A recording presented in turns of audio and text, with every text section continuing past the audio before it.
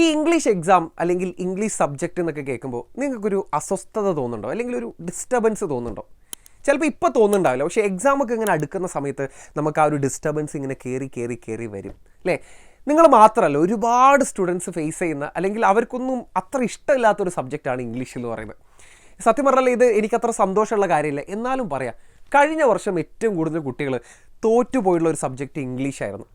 അപ്പോൾ ഞാൻ പറഞ്ഞല്ലോ, എക്സാം അടുക്കുന്ന സമയത്ത് നമുക്കിങ്ങനെ ഒരു ഇഷ്ടക്കേട്, ഡിസ്റ്റർബൻസും ഒരു അസ്വസ്ഥതയൊക്കെ വരാനുള്ള പ്രധാന കാരണം എന്ന് പറയുന്നതില്ലേ, അതുവരെ ക്ലാസ്സിലിരുന്ന് വലിയ കുഴപ്പമില്ലാതെ മനസ്സിലാക്കി പഠിക്കാൻ പറ്റുന്നൊരു സബ്ജക്റ്റാണ് ഇംഗ്ലീഷ്. കുറേ സ്റ്റോറീസും പോയംസും ഒക്കെയാണ് നമുക്ക് പഠിക്കാനുള്ളത്. പക്ഷെ കാര്യത്തിനോട് അടുക്കുമ്പോൾ നമുക്ക് നല്ലോണം അങ്ങോട്ട് പൊള്ളും. കാരണം എന്താണെന്ന് വെച്ചാലേ, ഇത് എഴുതി ഫലിപ്പിക്കേണ്ട കാര്യങ്ങളാണ്. നമ്മൾ വേറെയുള്ള എല്ലാ സബ്ജക്റ്റുകളും നിങ്ങൾ എടുത്തു നോക്കിയേ, ലാംഗ്വേജ് സബ്ജക്റ്റുകളെ കുറിച്ചിട്ട് നമുക്ക് ഈ ഒരു കാറ്റഗറിയിൽ പെടുത്താൻ പറ്റും. പക്ഷേ ബാക്കിയുള്ള സബ്ജക്റ്റുകളൊക്കെ നമുക്ക് ഈ ഒരു ഇതിൽ നിന്ന് ഒഴിവാക്കാം. നമ്മൾ സ്വന്തം മനസ്സിൽ നിന്ന് എടുത്ത് സ്വന്തമായിട്ടൊരു ഉത്തരം, എവിടെയും ഇല്ലാത്ത സ്വന്തമായിട്ടുള്ള ഒരു ഉത്തരമാണ് നമ്മൾ ഇംഗ്ലീഷ് എക്സാമിന് എഴുതുന്നത്.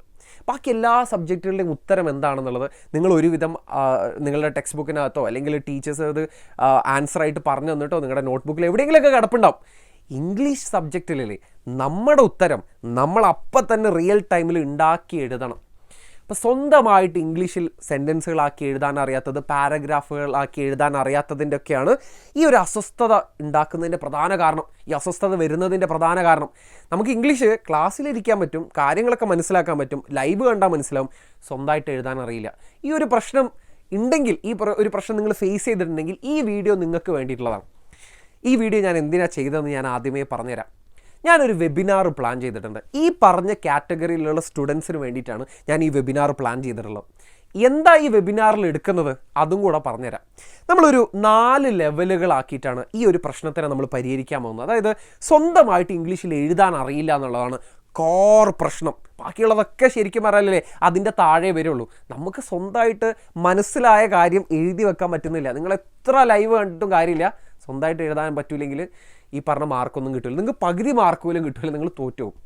തോൽക്കുന്നത് എന്തുകൊണ്ടാണെന്നൊക്കെ ഞാൻ വേറെ വീഡിയോയിൽ ചെയ്തിട്ടുണ്ട്. പക്ഷേ 4 ലെവലുകളിലാക്കിയിട്ടാണ് ഞാൻ ഈ ഒരു പ്രശ്നത്തിനെ പരിഹരിക്കാൻ ഉദ്ദേശിക്കുന്നത്. ഒന്നാമത്തെ ലെവൽ എന്ന് പറയുന്നത്, നമുക്ക് ഗ്രാമറിൻ്റെ ബേസിക്സ് അറിയണം. അതായത് ഈ വർഷം പഠിക്കാനുള്ള ഗ്രാമർ ഒന്നുമല്ല ഞാൻ പറയുന്നത്. അതായത് നമ്മൾ കുഞ്ഞുനാളിൽ 2ാം ക്ലാസ് തൊട്ട് പഠിച്ചിട്ടുള്ള ചെറിയ ഗ്രാമറുകളുണ്ട്. വാസ്, വേർ, എവിടെയാണ് ഹാഡ്, ഹാസ്, ഹാവ് ഒക്കെ യൂസ് ചെയ്യേണ്ടത്, വില്ലും വുഡും ക്യാനും വുഡൊക്കെ എങ്ങനെ യൂസ് ചെയ്യേണ്ടത്, ഇങ്ങനത്തെ കുഞ്ഞു ഗ്രാമറുകളുണ്ട്. അതുപോലും അല്ലെങ്കിൽ അതുപോലും അറിയാത്ത ഞാൻ നിങ്ങളെ കളിയാക്കി പറയുന്നതല്ല. എനിക്ക് പോലും ഞാൻ +2 പഠിക്കുമ്പോൾ കുറേ കാര്യങ്ങൾ അറിയില്ലായിരുന്നു. ചെറിയ സാധനങ്ങൾ ഞാൻ ആ ക്ലാസ്സിൽ മിസ്സായിപ്പോയി. അതുകൊണ്ട് തന്നെ ആ കൺഫ്യൂഷനും കൊണ്ട് അങ്ങനെ പോയി, കുറേ നാൾ പോയി, കുറേ ക്ലാസ്സുകൾ അങ്ങനെ പോയി. അപ്പോൾ ഇത്തരം കൺഫ്യൂഷൻസ് ഉള്ളത് കാരണം നിങ്ങൾക്ക് കുറേ മാർക്ക് പോകുന്നുണ്ട്, നിങ്ങൾ ശ്രദ്ധിക്കുന്നുണ്ടാവില്ല. ഇത് പക്ഷേ നിങ്ങളുടെ ക്വസ്റ്റ്യൻ പേപ്പർ അല്ലെങ്കിൽ നിങ്ങളുടെ ആൻസർ ഷീറ്റ് വായിക്കുന്ന ആൾ അത് ശ്രദ്ധിക്കുന്നുണ്ട്. അതുകൊണ്ടാണ് നിങ്ങൾക്ക് മാർക്ക് കിട്ടാത്തത്. അപ്പോൾ ഇങ്ങനത്തെ ബേസിക്കായ ഗ്രാമറുകൾ നമ്മൾ ആദ്യം പഠിക്കണം. 2, ഈ ബേസിക്കായ ഗ്രാമർ പഠിച്ചതിന് ശേഷം സ്വന്തമായിട്ട് സെൻറ്റൻസുകൾ ഉണ്ടാക്കാനും സെൻറ്റൻസുകളുടെ സ്ട്രക്ചറൊക്കെ നമുക്ക് മനസ്സിലാക്കണം. 2ാമത്തെ കാര്യം.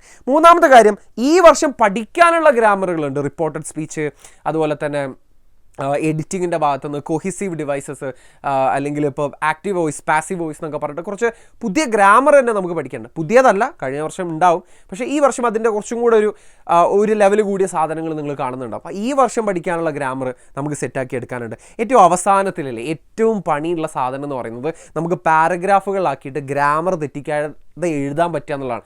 ഇതാണ് 4ാമത്തെ ലെവൽ. ഈ ലെവൽ വരെയല്ലേ എക്സാം ആകുന്നതിന് മുന്നേ നമുക്ക് എത്തണം. അപ്പോൾ കുറച്ചല്ലാത്ത കാര്യങ്ങൾ നമുക്ക് ശ്രദ്ധിക്കാനുണ്ട്. ഇതെല്ലാം കൂടി ഈ വീഡിയോയിൽ പറഞ്ഞ് ഞാൻ വൃത്തികേടാക്കുന്നില്ല. അപ്പോൾ നിങ്ങൾ ഇരിക്കില്ല, അപ്പോൾ നിങ്ങൾ ചിലപ്പോൾ ശ്രദ്ധിക്കുകയുണ്ടാവില്ല. അതുകൊണ്ടാണ് ഞാൻ ഇതിനൊരു വെബിനാർ ആക്കിയിട്ട് പ്ലാൻ ചെയ്തിരിക്കുന്നത്. എന്നാണ് വെബിനാർ?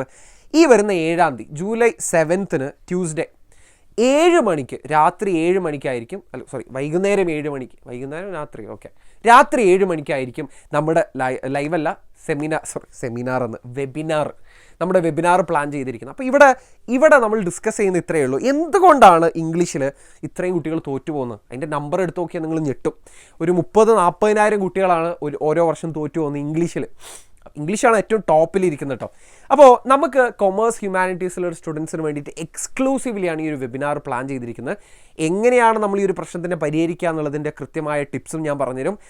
ഇതിൽ എഡ്യൂപോർട്ടിൻ്റെ ആപ്പിൽ അല്ലെങ്കിൽ എഡ്യൂപോർട്ടിൻ്റെ സൂപ്പർ ബാച്ചിലേക്ക് നിങ്ങൾ ജോയിൻ ചെയ്യുന്ന സമയത്ത് അവിടെ എങ്ങനെയാണ് നമ്മൾ ഈ ഒരു പ്രശ്നത്തിനെ സോൾവ് ചെയ്തിരിക്കുന്നത് എന്നുള്ളതും ഞാൻ നിങ്ങൾക്ക് ഈ ഒരു വെബിനാറിൽ കാണിച്ചു തരും.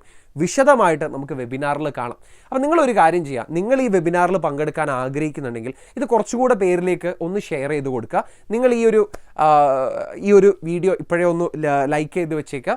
അതുപോലെ തന്നെ ഇതിൻ്റെ ബാക്കിയുള്ള ലിങ്കും കാര്യങ്ങളൊക്കെ ഞാൻ ഇതിൻ്റെ കൂടെ പ്രൊവൈഡ് ചെയ്യുന്നതായിരിക്കും. അപ്പോൾ ഇത് പരമാവധി പേരിലേക്ക് ഒന്ന് ഷെയർ ചെയ്ത് കൊടുക്കാൻ നിങ്ങളൊന്ന് സഹായിക്കണം.